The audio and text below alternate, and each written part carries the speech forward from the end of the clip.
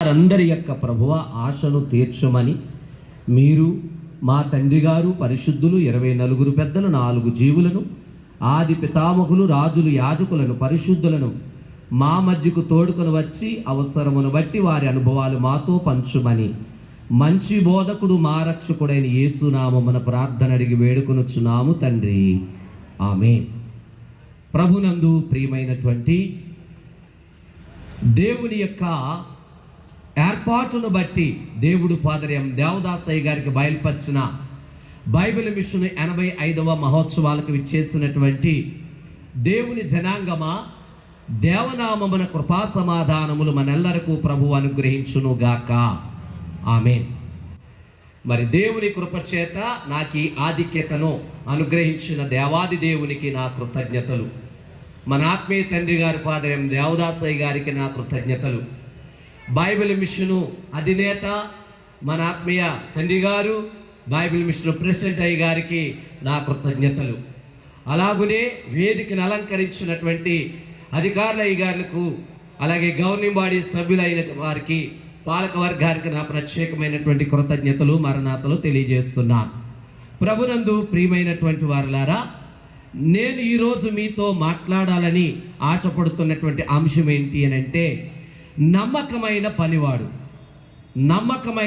పనివారు వారు చేసేటువంటి పని ఏమిటి అని మనం గమనించినప్పుడు, యేసుక్రీస్తు ప్రభువారు మత్తయి సువార్త 10వ అధ్యాయము 10వ వచనములో ఒక మాట తెలియచేస్తూ ఆయన అంటున్నటువంటి మాట ఏమిటి అంటే, పనివాడు తన ఆహారమునకు పాత్రుడు కాడా అని అంటూ, మీరు ఏ పట్టణములోనైనను గ్రామములోనైనను ప్రవేశించినప్పుడు అందులో ఎవడు యోగ్యుడో విచారణ చేసి అక్కడి నుండి వెళ్ళు వరకు అతని ఇంటనే బస చేయుడి.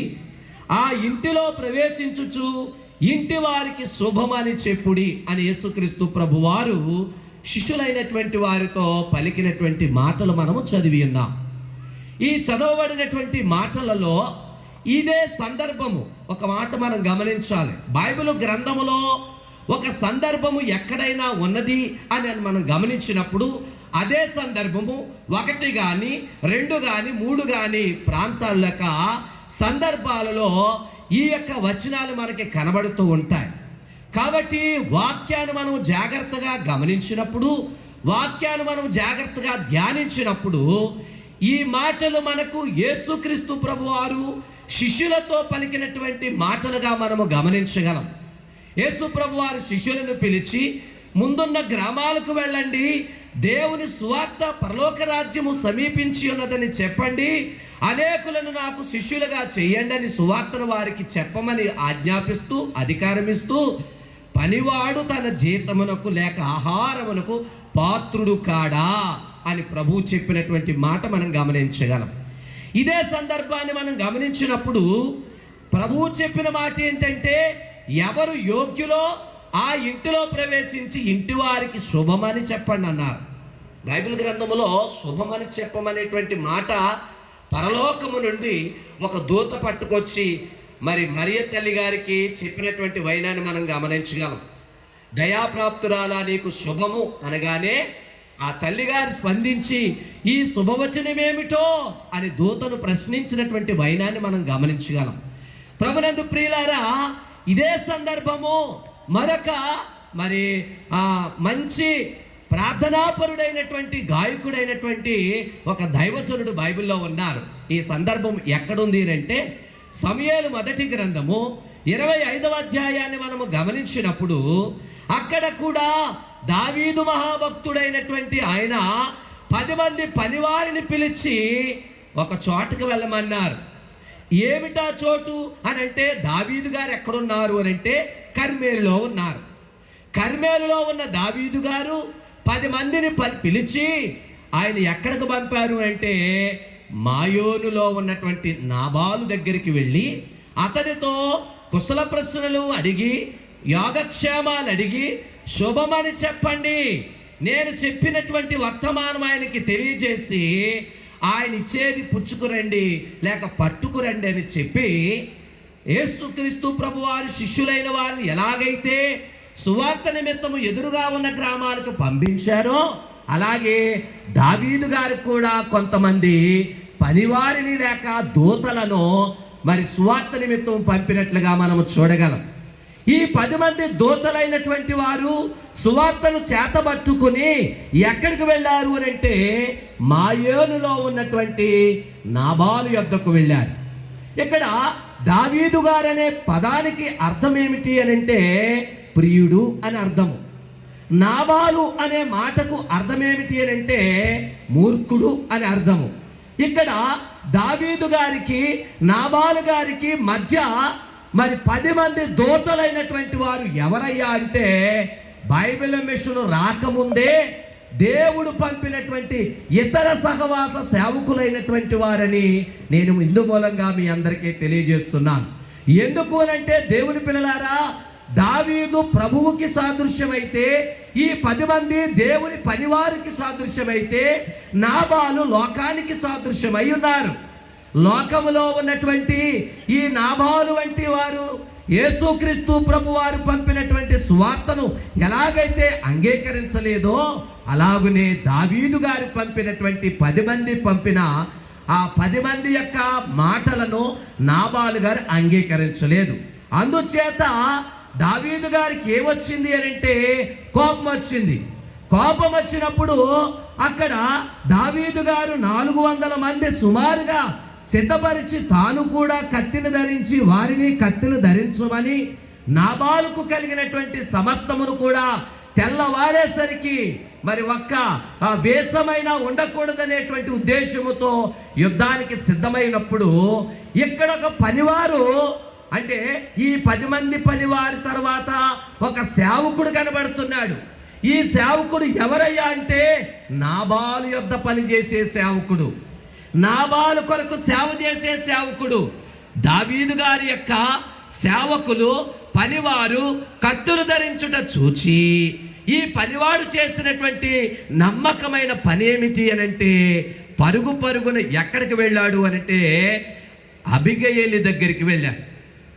అబిగయేలు దగ్గరికి వెళ్ళి అక్కడ ఆ తల్లికి చెబుతున్న సువార్త ఏమిటి అనంటే మీలో ఎవరికైనా ఈ పనివాడు చెప్పిన సువార్త ఏమిటి ఒకవేళ తెలుసుంటే చెప్పొచ్చు.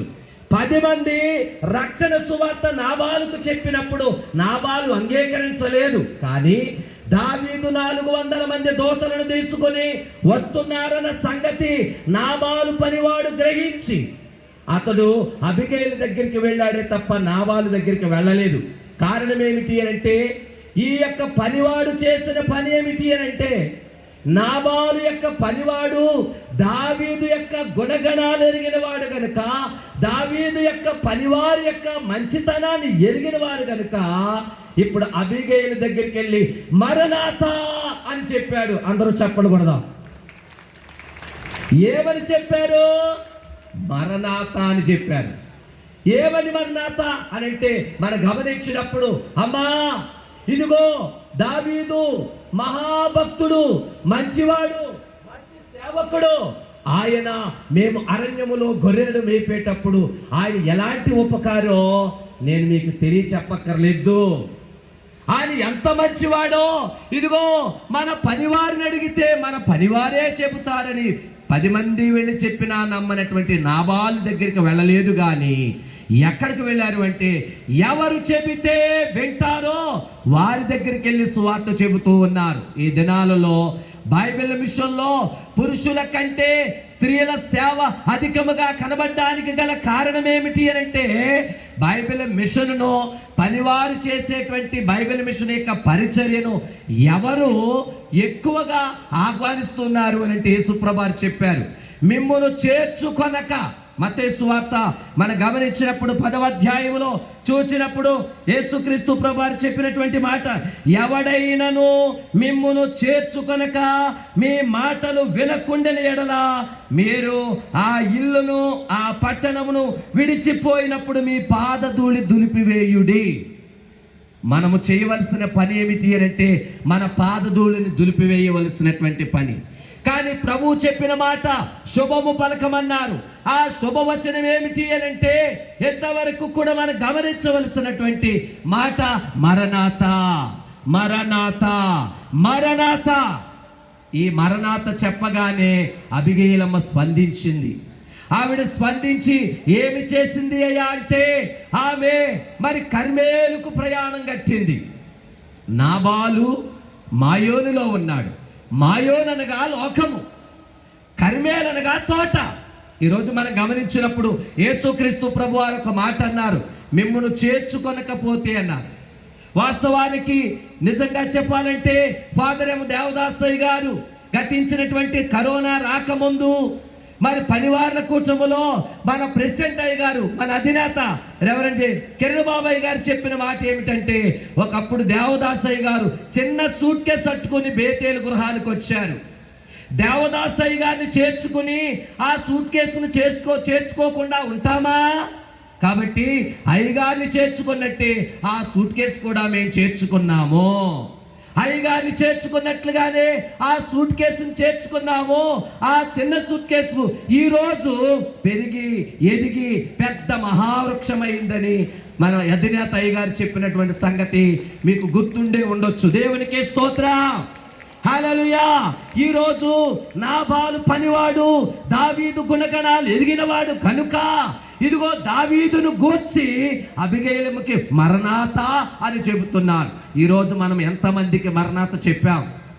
మరణాత అంటే మామూలు మాట కాదు. ఇదిగో ఆ 10 మంది సేవకులు సువార్త చెప్పారు. ఆ సువార్త రక్షణ సువార్త. ఈ ఒక్క సేవకుడు, ఈ ఒక్క పనివాడు, నమ్మకమైన పనివాడు అబిగయీలుకి చెప్పవలసినటువంటి సువార్త మరణాత సువార్త. మరణాతనగా మన ప్రభువు త్వరగా వచ్చుచున్నాడన్న సంగతి అబిగయీలుకు చెప్పగానే ఆ తల్లి ఏం చేసిందంటే ఆలోచించింది.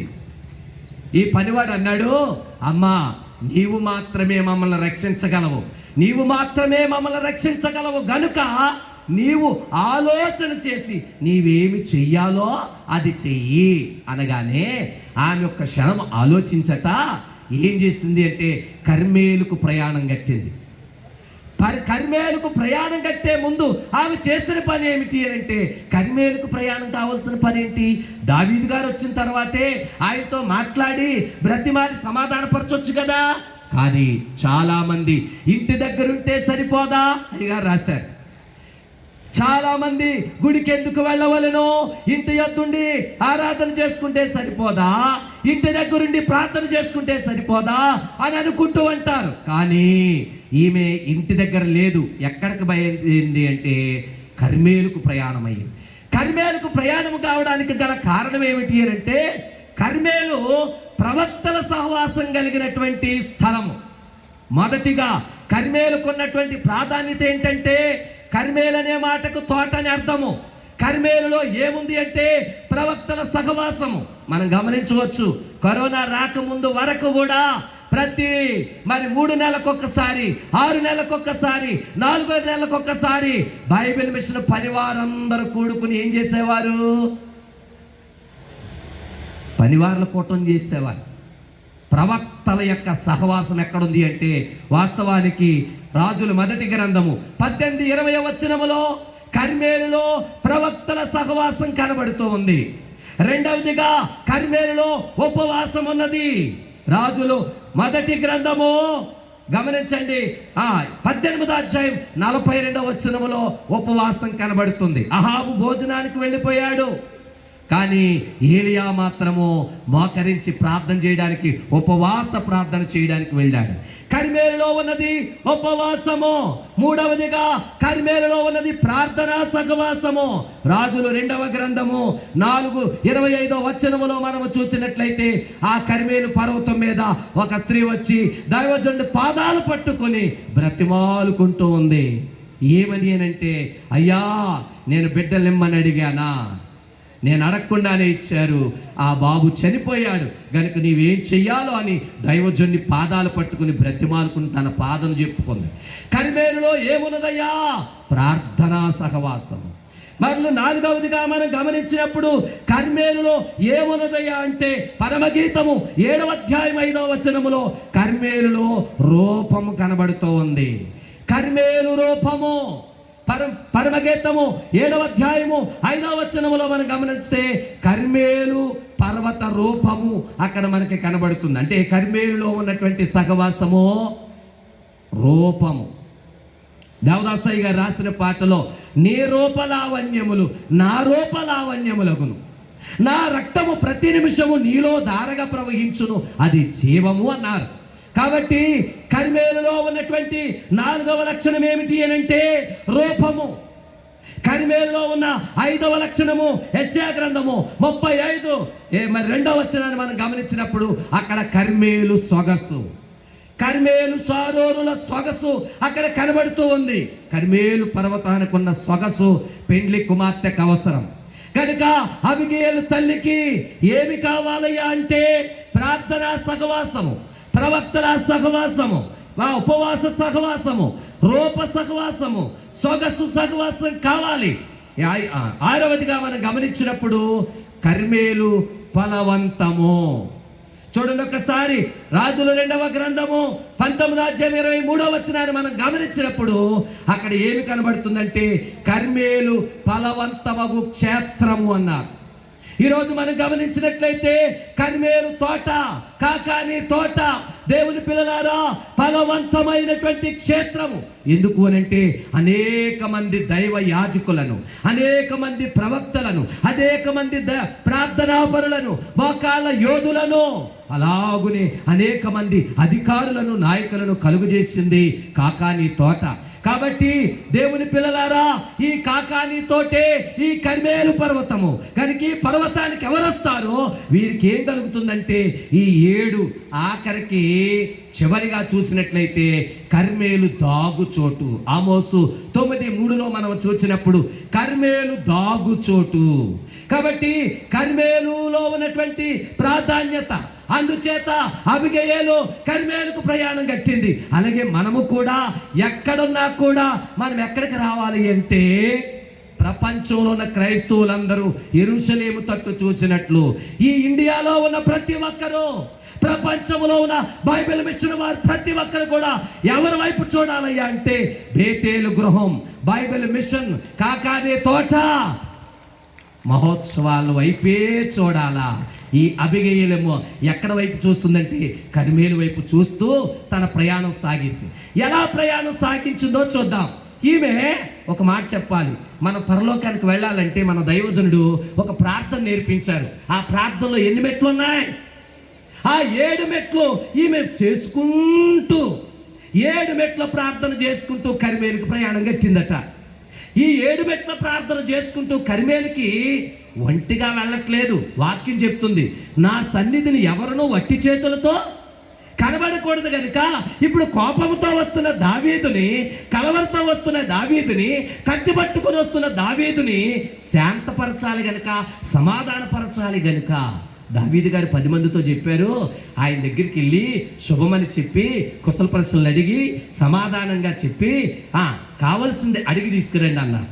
వీళ్ళు చెప్పిన సువార్త బహుశా నాబాలు గారికి అందినట్టు లేదేమో. అందుచేతనే నాబాలు గారి యొక్క మరి ఆ యొక్క మరటితనము తగ్గలేదు. ఈ రోజున మనం గమనించినట్లయితే దేవదాసయ్య గారు చెప్పారు, అన్ని బోధల కంటే బైబిల్ మిషన్ బోధ వలబోధ అన్నారు. అన్ని బోధల కంటే బైబిల్ మిషన్ బోధ వలబోధ కనుక నీ బోధ ఎలా ఉండాలి అంటే ఈ నమ్మకమైన పనివాడు తన యజమానికి వచ్చినటువంటి ప్రమాదాన్ని తప్పించడానికి యజమానురాలు దగ్గరికి వెళ్ళి మరణాతా అని చెప్పాడు. అమ్మా, అన్యులైన వారికి మీరు మరణాతని చెప్పగలుగుతున్నారా? ఈమె 7 మెట్ల ప్రార్థన చేసుకుంటూ ఏం పట్టుకు వెళ్ళింది? నా సన్నిధిని వట్టి చేతులతో. చూడండి, ఇక్కడ ఈ మట దావీదును శాంతపరచడానికి, ఆ కత్తులన్నిటినీ దించడానికి ఈ మట మొదటిగా 7 రకాలైనటువంటి వంటకాలు చేసిందట. మొదటి వంటకం ఏమిటి అంటే కాల్చినవి, రెండో వంటకము పిండినది, మూడో వంటకము వండినది, నాలుగో వంటకము వేపినది, ఐదో వంటకము కాసినవి, 6వ ఏమండి పండినవి, 7వది నిర్మించబడినది. ఎన్ని వంటకాలు? 7 వంటకాలు. ఒకటి చూద్దాం. ఏమిటయ్యా అంటే లేవీకాండము 6:21లో చెప్తున్నాడు దేవుడు, నా సన్నిధిని ఎవరైనా నైవేద్యం పెడితే పెనం మీద కానీ పొయ్యలో కానీ నిప్పుల మీద కానీ కాల్చి పట్టుకురావలెను. ఈమె ఏం పట్టుకొచ్చింది? మొదటిగా కాల్చినవి పట్టుకొచ్చింది. వట్టి చేతులతో వెళ్ళలేదు, బరువు మోసుకుంటూ. నిజంగా చెప్పాలంటే ఈ అబిగయల్లో ఉన్నటువంటి ప్రయాస ఎక్కడ కనబడుతుందంటే అక్కడ రెబెక్కములో కనబడుతుంది. వధువు సంఘానికి ఉండవలసిన లక్షణం ఏమిటి అని అంటే దేవునికి ఇచ్చుటలో కానీ దేవుని యొద్దకు వచ్చుటలో కానీ బైబిల్ చెప్తున్నటువంటి మాట ఏమిటంటే స్వేచ్ఛార్పణ. ఏ అర్పణ? మొదటి విడత సభల్లో, మహోత్సవాల్లో మన అధినేత అయ్యగారు చెబుతూ ద్వితీయోపదేశ కాండములో పర్ణశాల పండుగ కొరకు చెప్పారు. గుర్తుందో లేదో? ఈ పర్ణశాల పండుగ వచ్చేవారు ఏం పట్టుకు రావాలో, ఎలాగ రావాలో, పండుగ ఎలాగ ఆచరించాలో చెప్పారు. అలాగనే మనం కూడా మనము దేవునికి ఇచ్చేవి ఎలాంటివి పట్టుకురావాలంటే స్వేచ్ఛార్పణలు పట్టుకురావాలి. ఇక్కడ కర్మేలులో ఉన్నటువంటి 7 ధన్యతలు. అలాగనే ఇక్కడ ఈ అబిగయీలు దావీదు యొద్దకి బయలుదేరి వెళ్ళేటప్పుడు ఆమె 7 మెట్ల ప్రార్థన చేసుకుంటూ ఏం పట్టుకెళ్ళిందంటే 7 రకాలైనటువంటి కానుకలు పట్టుకొని బయలుదేరింది. మొదటి మెట్టు ఏమిటయ్యా అంటే ఆమె అడుగుతుంది, అయ్యా. ఆమె వెళ్ళి ఏం చేసిందంటే ఈ వంటకాలన్నీ గాడిద మీద ఎక్కించి మీరు నాకంటే ముందుగా వెళ్ళండి, నేను తర్వాత వస్తానని చెప్పి ఈవిడ త్వరగా సిద్ధపడి వీరికంటే ముందు వెళ్ళి ఎవరిని కనుగొన్నదంటే దావీదు గారిని కనుగొన్నది. బైబిల్ మిషన్ వారు ప్రార్థనా మెట్టులో మొదటి మెట్టు ఏంటి? ప్రార్థనా మెట్టులో మొదటి మెట్టు మనోనిదానం. ఎవరిని చూడాలా? యేసో నీ తలపే నాకు ఎంతో హాయి, ప్రభు యేసో నీ తలపే నాకు ఎంతో హాయి. కాబట్టి ఈ అబిగయలమ్మ చేసినటువంటి 7 మెట్ల ధ్యానములో మొదటి మెట్టు మనోనిదానం. దావీదును కనిపెట్టింది. పరమగీతములో నా ప్రియుడు 10,000లో కూడా పోల్చదగినవాడు. అమ్మా, మనం ఎక్కడున్నా, ఏ స్థలములో ఉన్నా ఎవరిని కనిపెట్టగలగాలి? అబిగయీలు వలె దావీదును కనుగొన్నట్టుగా యేసయ్యను చూడగలగాలి. 2వ మెట్టు ఒప్పుకొనిట. ఏమంటుందో తెలుసా? ఈ తప్పు నాదిగా భావించు. నాబాలు చేసిన తప్పును ఎవరి మీద వేసుకుంటుంది? తన మీద వేసుకుంటుంది. అంటే ఇప్పుడు ఈ రోజుల్లో ఎంతమంది ఉన్నారని అంత గొప్ప త్యాగమూర్తులు? యేసయ్య తప్ప ఈ లోకంలో ఎవరో లేరు. మనం ఎలా మారిపోవాలి అంటే అబిగయీలు వలె మారిపోవాలి. అప్పుడు మనకేమొస్తుంది? పెళ్లి కుమార్తె యొక్క రూపము మనకు లభిస్తూ ఉంది. ఇక 3వదిగా ఆమె ఏం చేస్తుంది అని అంటే నన్ను మాట్లాడనిమ్ము. 3వది చూడండి ఒక్కసారి. ఈ యొక్క 25వ అధ్యాయం సమూయేలు గ్రంథము, మొదటి గ్రంథము 25వ అధ్యాయములో మనం గమనించినప్పుడు ఆమె త్వరగా గాడిద మీద దిగి దావీదు కనుగొని సాష్టాంగపడి ఆమె తన పాపములను ఆయన పాదాలు పట్టుకొని ఏం చేస్తుందంటే, ఏలినవాడా ఈ దోషము నాదని ఎంచుము, నీ దాసురాలనైనా నేను తెచ్చిన కానుక పుచ్చుకో. 4వ మెట్టు, నేను తెచ్చిన ఈ కానుక పుచ్చుకో. 4వ మెట్టు ఏ మెట్టు? దైవజనుడు మనకు నేర్పించిన మెట్టు 4వ మెట్టు సమర్పణ. ఈమె ఏం చేస్తుందంటే సమర్పణ చేస్తూ ఉంది. తాను తెచ్చిన కానుకను ఆ దావీదుకు సమర్పణ చేస్తూ ఉంది. ఇక 5వ మెట్టు తెచ్చినటువంటి ఆ కానుకను సమర్పణ చేసి ఏమంటుంది అంటే 5వదిగా చెప్పుకుంటుంది తన బాధంతా కూడా.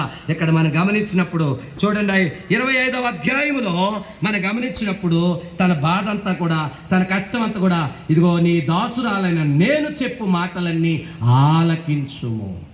5వ మెట్టు ఏమిటండి? 5వ మెట్టు ప్రార్థన. 5వ మెట్టు ప్రార్థన అనగా హంస ప్రార్థన. నీ దాసురాలని నేను చెప్పు మాటలను ఆలకించు అంటుంది. 6వ మెట్టు మనం గమనించినప్పుడు దేవుని పిల్లలారా, 6వ మెట్టు మనము చూడండి ఒక్కసారి, అక్కడ కనబడుతుంది నమస్కారం చేస్తుంది. 6వ మెట్టు ఏ మెట్టు? స్తుతి మెట్టు. దావీదుకి ఏం చేస్తుంది? ఇప్పుడు ఈమె ఎలా మారిపోయిందట?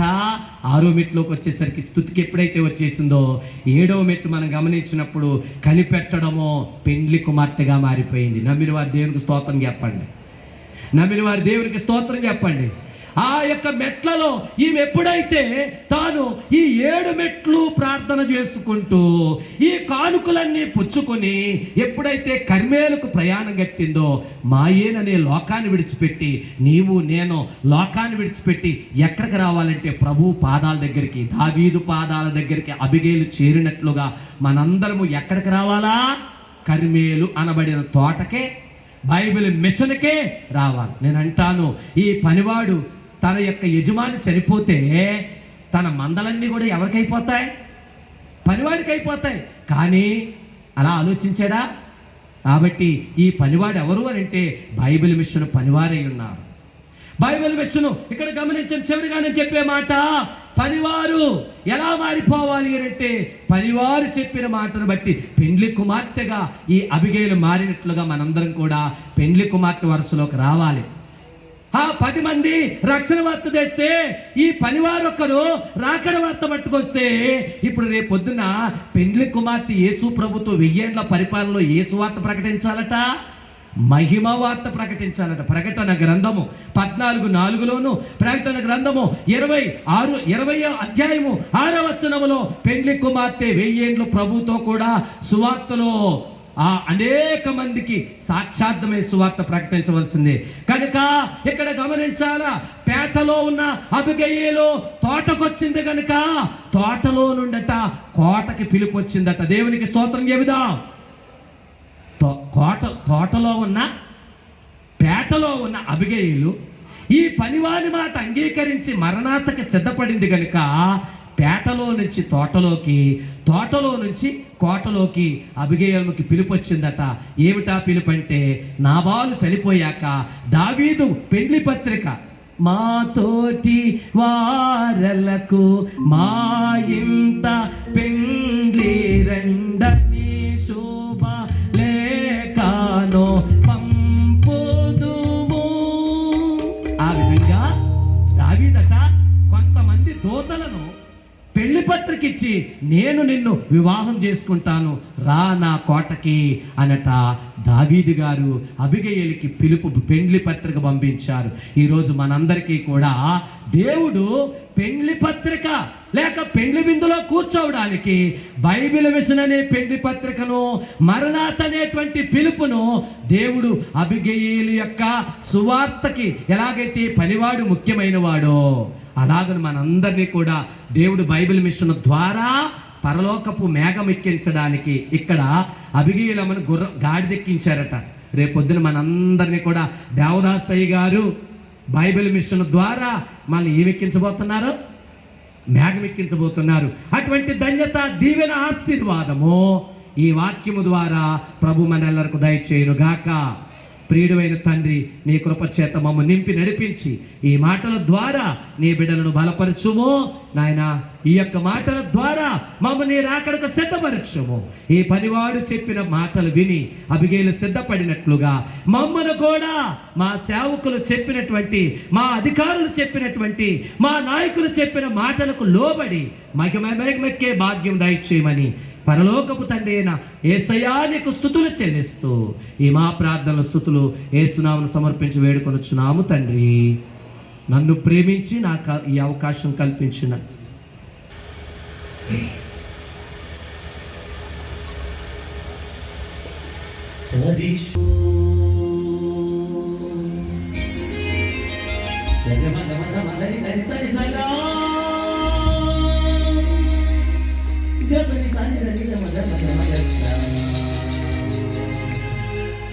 పరిశుద్ధుడు పరిశుద్ధుడు